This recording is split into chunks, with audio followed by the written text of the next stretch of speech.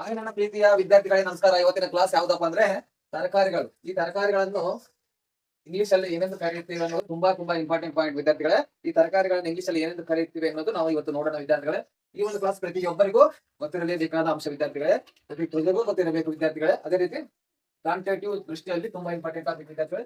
ನಾವು ಇಂಗ್ಲಿಷ್ ಅಲ್ಲಿ ಮಾತನಾಡಬೇಕಾದ್ರೆ ಈ ಒಂದು ತರಕಾರಿಗಳ ಬಗ್ಗೆ ಗೊತ್ತಿರಲೇಬೇಕು ವಿದ್ಯಾರ್ಥಿಗಳೇ. ಅದೇ ರೀತಿ ವಿದ್ಯಾರ್ಥಿಗಳೇ, ಹಸಿರು ಮೆಣಸಿನಕಾಯಿ.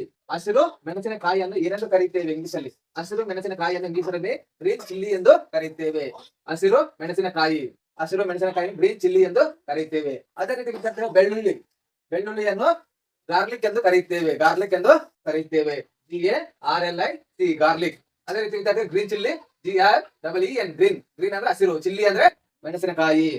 ಅದೇ ರೀತಿ ವಿದ್ಯಾರ್ಥಿಗಳೇ CHILI ಚಿಲ್ಲಿ, ಗ್ರೀನ್ ಚಿಲ್ಲಿ ಅಂದ್ರೆ ಹಸಿರು ಮೆಣಸಿನಕಾಯಿ. ಅದೇ ರೀತಿ ಬೆಳ್ಳುಳ್ಳಿ ಅಂದ್ರೆ GARLIC ಗಾರ್ಲಿಕ್ ಅಂದ್ರೆ ಬೆಳ್ಳುಳ್ಳಿ. ಅದೇ ರೀತಿ ವಿದ್ಯಾರ್ಥಿಗಳೇ, ದಪ್ಪ ಮೆಣಸಿನಕಾಯಿಯನ್ನು ಇಂಗ್ಲಿಷ್ ಅಲ್ಲಿ ಕ್ಯಾಪ್ಸಿಕಮ್ ಎಂದು ಕರೆಯುತ್ತೇವೆ. ದಪ್ಪ ಒಂದು ಮೆಣಸಿನಕಾಯಿಯನ್ನು ಕ್ಯಾಪ್ಸಿಕಮ್ ಎಂದು ಕರೆಯುತ್ತೇವೆ.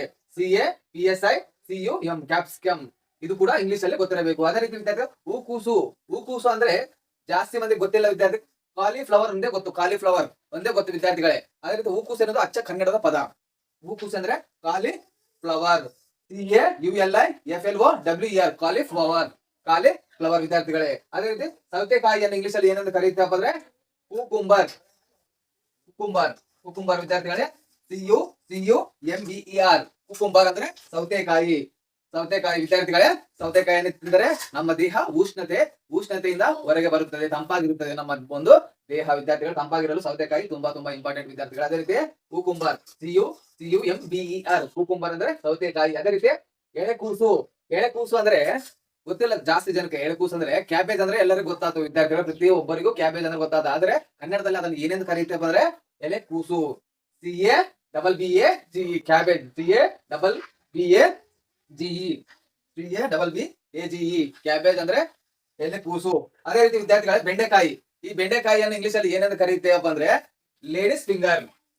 ನೋಡ್ರಿ ಎಂತ ಹೆಸರು ಇಂಗ್ಲಿಷ್ ಅಲ್ಲಿ, ಲೇಡೀಸ್ ಫಿಂಗರ್ ಅಂದ್ರೆ ಬೆಂಡೆಕಾಯಿ ವಿದ್ಯಾರ್ಥಿಗಳ. ಬೆಂಡೆಕಾಯಿಯನ್ನು ಇಂಗ್ಲಿಷ್ ಅಲ್ಲಿ ಏನೆಂದು ಕರೆಯುತ್ತೇವೆ ಅಂದ್ರೆ ಲೇಡೀಸ್ ಫಿಂಗರ್ ಎಂದು ಕರೆಯುತ್ತೇವೆ. LADYS ladies FINGER finger. Ladies finger ಅಂದ್ರೆ ಬೆಂಡೆಕಾಯಿಯನ್ನು ಲೇಡೀಸ್ ಫಿಂಗರ್ ಎಂದು ಕರೆಯುತ್ತೇವೆ ಇಂಗ್ಲಿಷ್ ಅಲ್ಲಿ. ಅದೇ ರೀತಿ ವಿದ್ಯಾರ್ಥಿಗಳ ಮುಲ್ಲಂಗಿಯನ್ನು ಇಂಗ್ಲಿಷ್ ಅಲ್ಲಿ ಏನೆಂದು ಕರೆಯುತ್ತೇವೆ ಅಂದ್ರೆ ರ್ಯಾಡಿಶ್ ಎಂದು ಕರೆಯುತ್ತೇವೆ. RADISH ರ್ಯಾಡಿಶ್ ಅಂದ್ರೆ ಮುಲ್ಲಂಗಿ. ಅದೇ ರೀತಿ ವಿದ್ಯಾರ್ಥಿಗಳೇ, ಕೋತುಂಬರಿ ಸೊಪ್ಪನ್ನು ನಾವು ಇಂಗ್ಲಿಷ್ ಅಲ್ಲಿ ಏನೆಂದು ಕರೆಯುತ್ತೇವೆ ಅಂದ್ರೆ ನೋಡ್ರಿ ಕೊರಿಯಂಡರ್ ಲೀವ್ಸ್ ವಿದ್ಯಾರ್ಥಿಗಳೇ. ಕೋತುಂಬರಿ ಸೊಪ್ಪನ್ನು ಕೊರಿಯಂಡರ್ ಲೀವ್ಸ್ ಎಂದು ಕರೆಯುತ್ತೇವೆ. CORANDER coriander leaves, LEAVES leaves. Coriander leaves ಎಂದು ಕೋತುಂಬರಿ ಸೊಪ್ಪನ್ನು ಕರೆಯುತ್ತೇವೆ.